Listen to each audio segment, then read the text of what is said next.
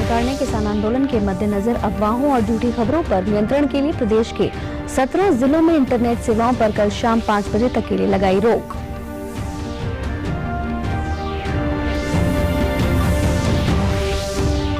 Delhi Jaipur highway पर चल रहे धरने को हटवाने के लिए लगातार दूसरे दिन महापंचायत का किया गया आयोजन। सुरक्षा के दृष्टिगत प्रशासन ने किए पुख्ता इंतजामात।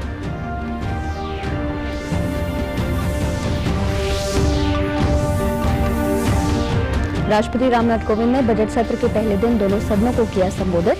कहा, कोरोना काल में सरकार के सटीक फैसलों ने लाखों लोगों की बचाई जान।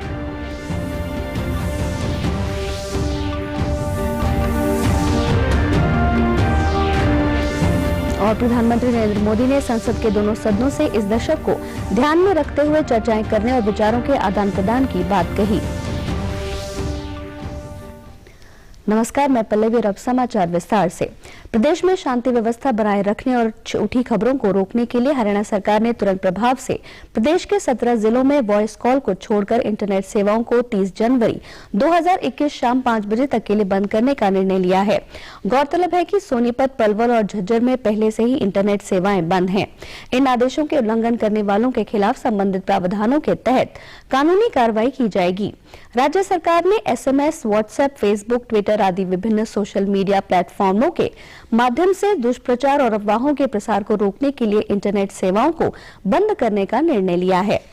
दिल्ली जयपुर हाईवे नंबर 48 स्थित खेड़ा बॉर्डर धरने को लेकर आज खेड़ा बॉर्डर पर लगातार दूसरे दिन महापंचायत का आयोजन कर आंदोलन को तेज करने के लिए प्रत्येक गांव से 5-5 लोगों की कमेटी का गठन किया गया है।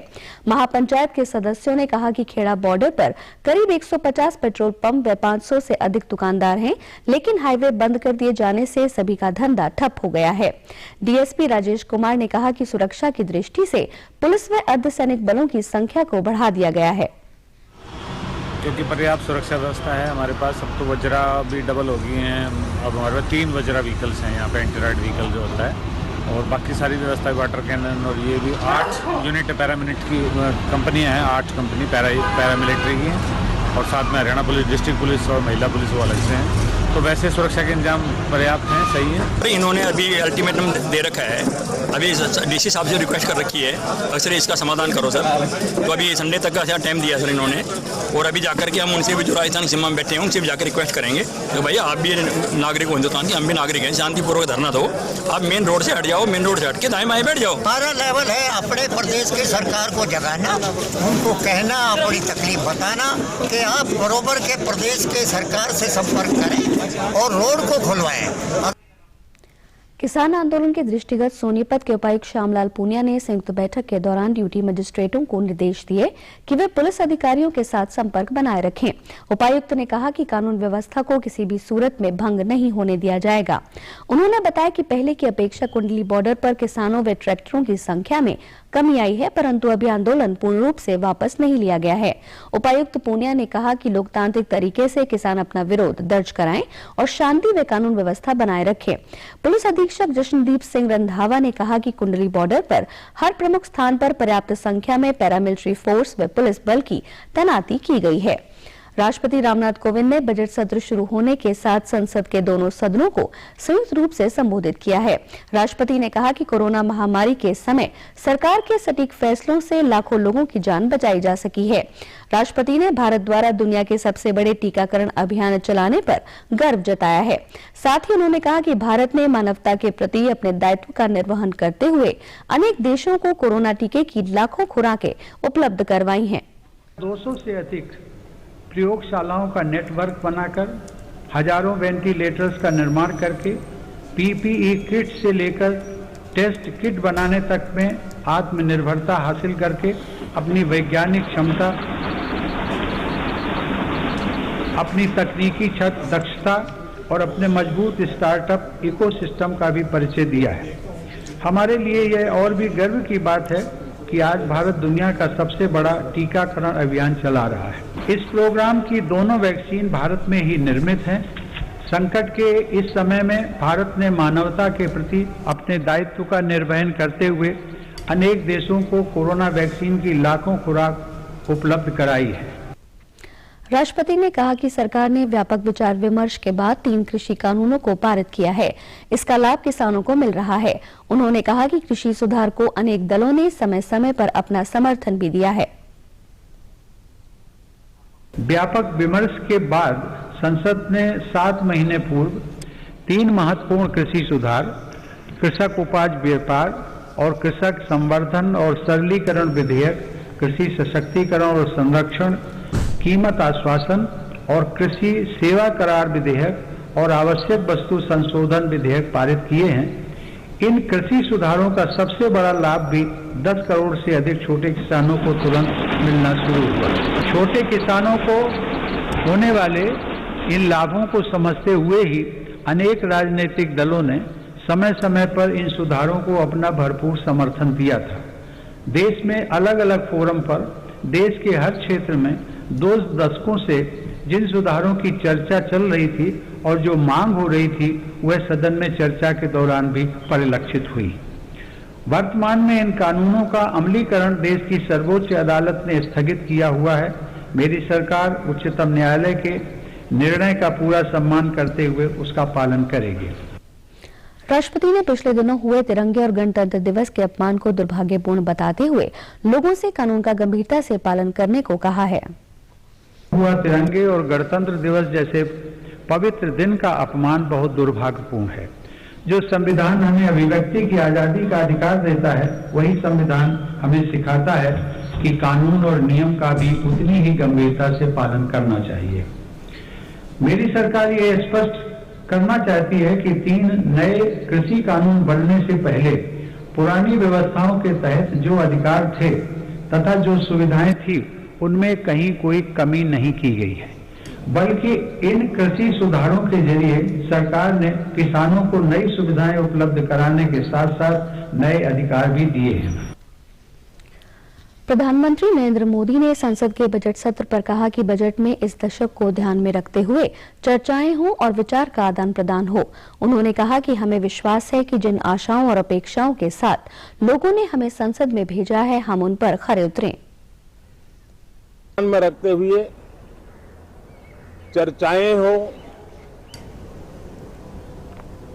सभी प्रकार के विचारों की प्रस्तुति हो और उत्तम मंथन से उत्तम अमृत प्राप्त हो, ये देश की अपेक्षाएं हैं। मुझे विश्वास है कि जिस आशा और अपेक्षा के साथ देश के कोटि कोटि जनों ने हम सबको संसद में भेजा है, हम संसद के इस पवित्र स्थान का भरपूर उपयोग करते हुए लोकतंत्र की सभी मर्यादाओं का पालन करते हुए जन आकांक्षाओं की पूर्ति के लिए अपने योगदान में पीछे नहीं रहेंगे, ये मुझे पूरा विश्वास है। प्रधानमंत्री ने कहा कि कोरोना काल में कई छोटे छोटे बजट भी जारी किए गए हैं। उन्होंने कहा कि उन्हें उम्मीद है कि इस बजट को लोग उसी श्रृंखला के रूप में देखेंगे। भारत के इतिहास में पहली बार हुआ कि 2020 में एक नहीं, हमें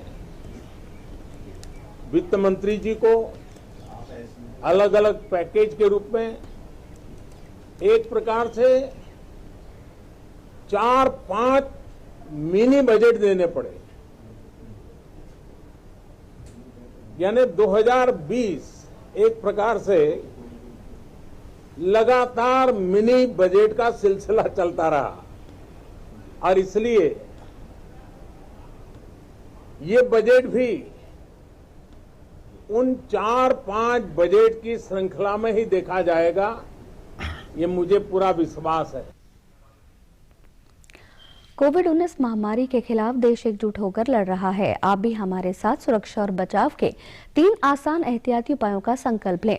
मास्क हमेशा सही ढंग से पहनें, 2 गज की दूरी बनाए रखें और हाथ बार बार धोएं। संचार मंत्रालय ने सुकन्या समृद्धि योजना के लाभार्थियों के लिए एक ऐप लॉन्च किया है। इस ऐप के जरिए लाभार्थी अब घर बैठे राशि जमा करा सकेंगे। जिला मुख्यालय के मुख्य डाकपाल ने बताया कि इस ऐप से योजना के लाभार्थियों को बहुत लाभ मिल रहा है। उन्होंने बताया कि सुकन्या समृद्धि योजना के तहत 10 साल से कम उम्र की लड़कियों के नाम से खाता खोला जाता है, जिसे 21 साल के होने या लड़की की शादी होने तक चलाया जा सकता है। डाकपाल सहायक संगीता ने ऐप की विस्तृत जानकारी दी। जिसमें बच्चियों के खाते खोले जाते हैं, उनको आप घर बैठ के जमा करा सकते हैं। इसमें सुकन्या का जो खाता है 0 साल की बच्ची से लेकर 10 साल की बच्ची का खाता खोला जाता है और 14 साल तक इसमें पैसे जमा किए जाते हैं। उसके बाद जो है 18 या 21 जब भी बच्ची की शादी हो जाती है, ये खाता मैच्योर हो जाता है, जिससे आप डाकघर में चक्कर काटते हो, उससे आप बच सकते हो। इसके ज़रिए आईपीबी बैंक के ज़रिए हमारे यहाँ एक ऐप जारी की गई है, उससे आप घर बैठे अपना बैंक से खाता खुलवा कर घर बैठे उसमें पैसे जमा कर सकते हैं। ये सुविधा पब्लिक को भीड़ से या मतलब ज़्यादा समय खराब ना उसके लिए हमें लागू हुई है। गवर्नमेंट ऑफ इंडिया ने जो आईपीबी की जो ऐप चलाई है वो बहुत अच्छी है। उसमें लोगों को पोस्ट ऑफिस में आने की जरूरत नहीं है, घर बैठे ही सुकन्या की सबसे अच्छी स्कीम है। घर बैठे ही वो अपना अकाउंट खुलवा सकते हैं और इस ऐप के जरिए ऑनलाइन ट्रांजैक्शन कर सकते हैं। संचार मंत्रालय की इस पहल का जीन के लाभार्थियों का ने स्वागत करते हुए मंत्रालय का सराहनीय कदम बताया। उन्होंने कहा कि ऐप के जरिए पैसे जमा कराने के समय इसकी बचत होगी और पैसे जमा कराने में भी कोई परेशानी नहीं होगी। सरकार ने सुकन्या समृद्धि योजना शुरू की थी। उसके लिए पहले लोगों को पोस्ट ऑफिस में आना पड़ता था पैसे जमा करवाने के लिए, लेकिन अब सरकार ने एक ऐप चालू किया है तो उसके लिए लोगों को डाकखाने के बार बार चक्कर नहीं काटने पड़ते। सरकार ने जो ऐप चालू किया है इससे लोगों को बहुत अच्छी सुविधाएं मिल रही हैं। ये सरकार का बहुत अच्छा कदम है। इससे पहले सुकन्या स्कीम के लिए लोगों को डाकखाने में या इधर-उधर ऑफिसों में चक्कर लगाने पड़ते थे। आजकल सरकार ने एक ऐप डाउन कर दिया है, उसकी वजह से लोगों को कहीं भी आने जाने की जरूरत नहीं है और अपने घर बैठे ये इस सुविधा का लाभ ले सकते हैं। रोहतक में आज राष्ट्रीय पोषण मिशन के तहत पोषण अभियान के लिए बेहतरीन काम करने वाली महिलाओं को सम्मानित किया गया। कार्यक्रम में रोहतक के उपायुक्त कैप्टन मनोज कुमार मुख्य अतिथि के तौर पर मौजूद रहे। इस अवसर पर उपायुक्त ने कहा कि आज महिलाएं हर क्षेत्र में आगे हैं और देश हित में अपना बेहतरीन योगदान दे रही हैं। उन्होंने कन्या भ्रूण हत्या, दहेज प्रथा और लिंग भेद को समाज के लिए कलंक बताया। गौरतलब है कि भारत सरकार द्वारा कुपोषण को दूर करने के लिए चरणबद्ध ढंग से पोषण अभियान चलाया जा रहा है, जिसके तहत 6 वर्ष तक के बच्चों एवं गर्भवती महिलाओं के स्वास्थ्य व पोषण स्तर में समयबद्ध तरीके से सुधार किया जा रहा है। जिन्होंने पोषण अभियान में अपना योगदान दिया है या लिंग अनुपात सुधारने में अपना योगदान दिया है या और किसी क्षेत्र विशेष में जिन्होंने एक्सेल किया है, चाहे वो स्पोर्ट्स है, चाहे पढ़ाई लिखाई, उन सब बच्चों को। सरकार द्वारा किसानों को जैविक खेती करने के आह्वान के बाद से प्रदेश के किसान अब परंपरागत खेती को छोड़कर जैविक खेती को अपनाने लगे हैं। कैथल के प्रगतिशील किसान जर्नैल सिंह और चौधरी सिंह ने बताया कि फसल उत्पादन की होड़ के कारण फसलों में रासायनिक खाद और दवाइयां प्रयोग बहुत बढ़ गया है। ऐसे में उन्होंने परंपरागत खेती की बजाय जैविक खेती करने की शुरुआत करने का निर्णय लिया है। उन्होंने बताया कि कृषि विभाग द्वारा विभिन्न कार्यक्रमों का आयोजन कर किसानों को जैविक खेती के लिए जागरूक किया जाता है और विभिन्न योजनाओं के माध्यम से किसानों को सब्सिडी भी दी जाती है। किसानों ने कहा कि जैविक खेती करने से उत्पादन में कोई कमी नहीं आती, बल्कि इन फसलों को किसानों को बाजार में भाव भी ज्यादा मिलता है।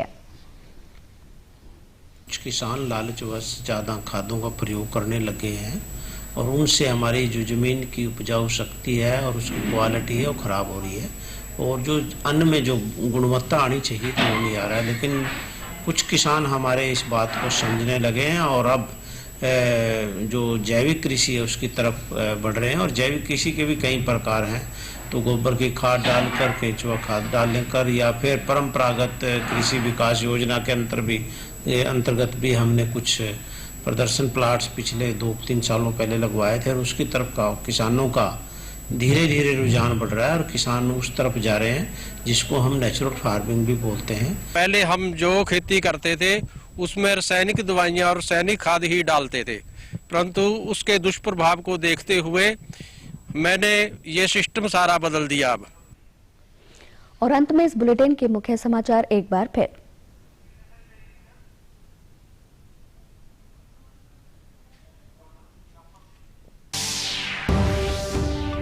प्रदेश सरकार ने किसान आंदोलन के मद्देनजर अफवाहों और झूठी खबरों पर नियंत्रण के लिए प्रदेश के 17 जिलों में इंटरनेट सेवाओं पर कल शाम 5 बजे तक के लिए लगाई रोक।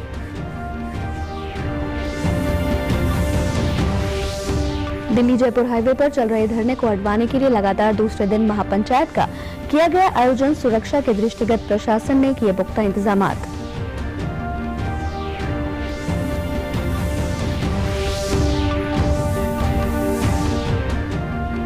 राष्ट्रपति रामनाथ कोविंद ने बजट सत्र के पहले दिन दोनों सदनों को किया संबोधित। कहा, कोरोना काल में सरकार के सटीक फैसलों ने लाखों लोगों की बचाई जान।